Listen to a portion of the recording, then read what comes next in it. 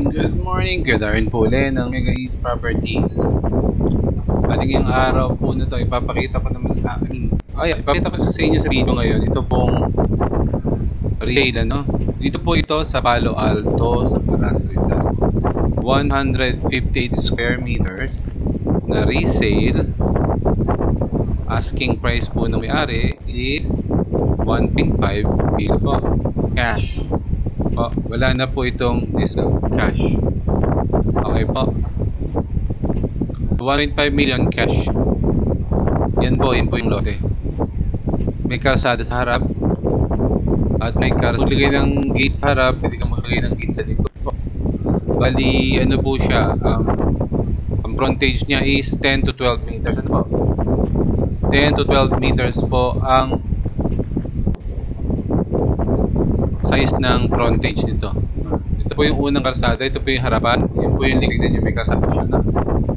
Sa ngayon po, ang total, kung bibili ito kay Santa Lucia, nagkakahalaga ito 158 square meters na ito, nagkakahalaga ito ng 2,050,000 per thousand. 2,050,000 per thousand. Yan, ito po yung pangalawang gate. Kasi po 13,000 per square meter tayo. Ayan, ito po yung isang kalsada, yung pangalawang kalsada nyo yan. Kabilaan, siguro doon. Pwede ka din maglagay ng kalsada, pwede ka doon sa tinuturo niya, sa pinanggalingan niya sa harap. Pwede ka rin maglagay ng kalsada, tuloy gate, yan. Pwede ka maglagay ng gate dito sa likod, pwede ka sa harap. So, pag binili mo ito kay Santa Lucia, 2,054,000. Pero pag binili mo ito ngayon, pag binibenta ito ngayon ng may-ari, pinare-resale ng 1.5 million. Hindi po negotiable. 58 square meters, hindi po siya negotiable. Maganda po kasi yung lote.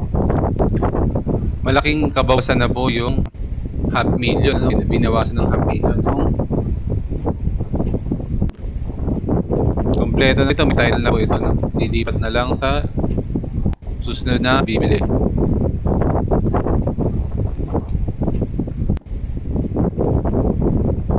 Yan po yung haran niya, kalsada rin. Kaya back to back po ang kalsada nito, true and true siya, kumbaga.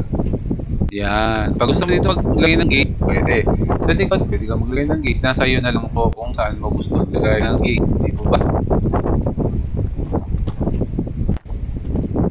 Diba? Maganda. Ganyan yung harapan niya. 300 niya yan.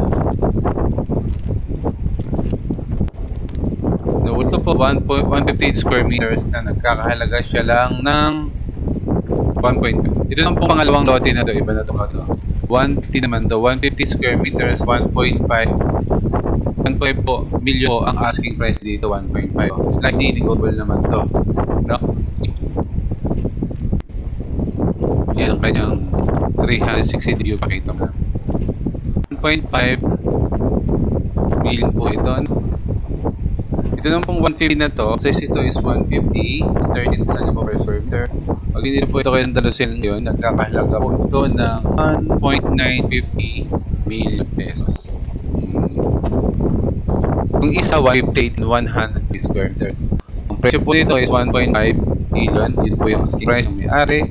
10 to 12 years po ang front dito. Hindi po ito back-back kamukha siya na may kalsada. Yung po, at hindi siya yung sa limanas mapalo siya. Asking price niya 1.5 million. Cash po yun, cash. Mura na po ito, nabawasan na po ng half million. Magkakaroon pa sa June, kaya may mas tumakapalo dito sa Palo Alto para sa Palo Alto din po doon. Kaya iba itong lote kanina, tsaka lote ngayon. Yung kanina is 5.8, ito naman is 150. 150 is, pero may same price 1.5 million. Yun po ang asking price may medyo negotiable po ito, pero yung isa kanina 1.580 na po yun negotiable. Yan po yung frontage niya. Pinaka-front niya 12 to 10 meters po ang lapad ng harap, ganyang pinaka-frontage. Yun na lamang siguro, kung kayo po interesado, tumawag at magbigay lang sa aking numero na makita nyo po sa screen po. Maraming salamat po, hanggang sa muli. Bye.